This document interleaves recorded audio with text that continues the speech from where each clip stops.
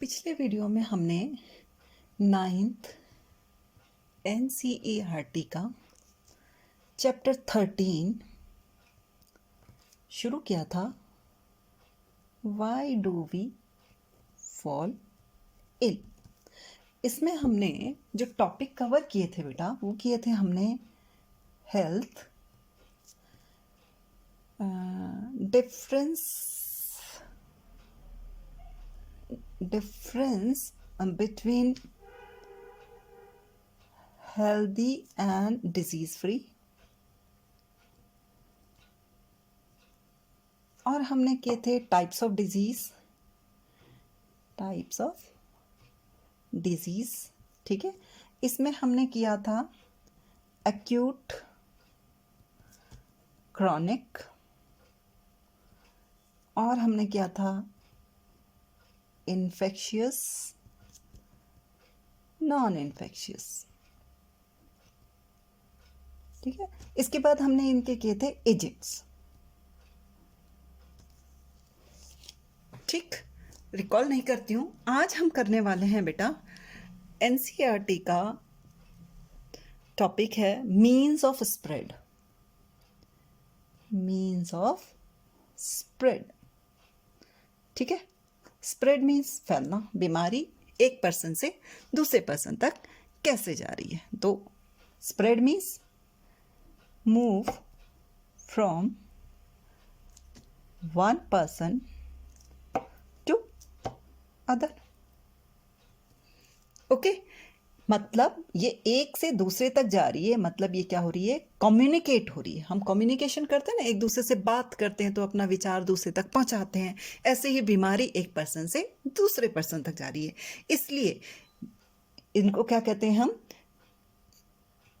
Communication हो रहा है तो कम्युनिकेबल डिजीज। क्या कह लेते हैं हम इनको, कम्युनिकेबल डिजीज।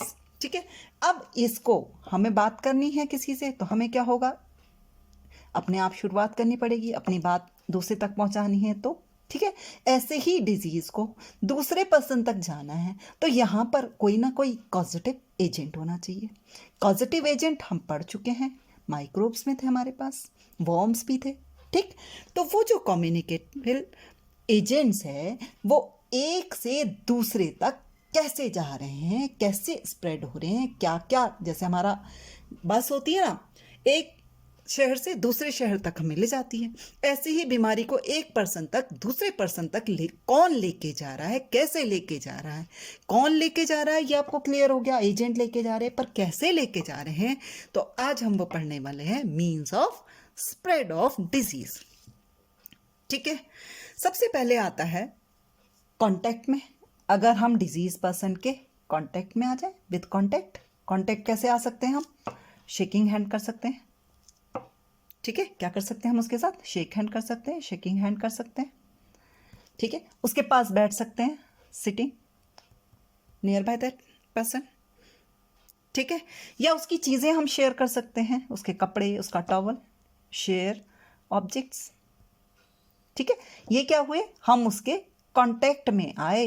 कोई बीमार था, उसमें कौन सा था, पॉजिटिव एजेंट था, उसकी चीज़ें हमने इस्तेमाल की, उससे हाथ हमने मिलाया। ठीक है, या उसके हमने क्या है, उसके पास बैठ के हम बातें कर ली, तो वो क्या हो गया, विद कांटेक्ट दिस मीनिंग। ठीक जी। दूसरा आता है एयरबॉर्न, हवा में। जैसे मैं बात कर रही हूँ आपके साथ, तो क्या है, मेरे मुंह से भाप भी निकल रही है जब मैं सांस बाहर छोड़ रही हूँ, तो अगर मैं बीमार हूं तो जर्म्स क्या होंगे, वो हवा में स्प्रेड हो जाएंगे और दूसरा उसको सूंघेगा तो उसके अंदर एंटर कर जाएंगे। तो इनको क्या कह देते हैं हम, एयरबॉर्न। ज़्यादातर कहाँ पर होता है बेटा, जैसे हम हॉस्पिटल में चल गए, बहुत सारे बीमार लोग हैं, सांस ले रहे हैं आसपास में, तो जहाँ पर क्या होगा, क्राउड होगा। क्या होगा, जहाँ पर क्राउड होगा, ठीक है, वहाँ पर एयरबॉर्न डिजीज फैलेगी। तीसरा तरीका इसका फैलने का है वाटरबॉर्न, पानी से। ठीक है, बहुत सुना था कि भाई खुले में शौच मत करो, वाटरबॉर्न। बह के चले गए जर्म्स, मेरे को बीमारी थी, मेरे स्टूल में पास हो गए जर्म्स, पास होकर के पानी से बह करके वो पीने के पानी में चले गए, उस पानी को हमने बिना ट्रीट करके पी लिया, तो हमें क्या हो गया, वाटरबॉर्न डिजीजेस हो गई। जैसे क्या होती है, कॉलेरा। ठीक, फिर आता है सेक्सुअल कांटेक्ट।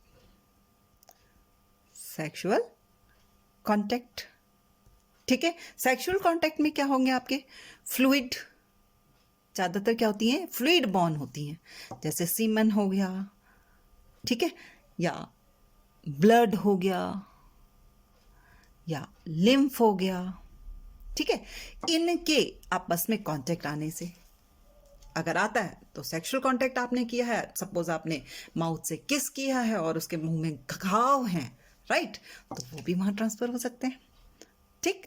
ये हो गया सेक्सुअल कांटेक्ट। फिर आया एनिमल्स। एनिमल्स, हमने कुत्ता पाल लिया, हमने बिल्ली पाल ली,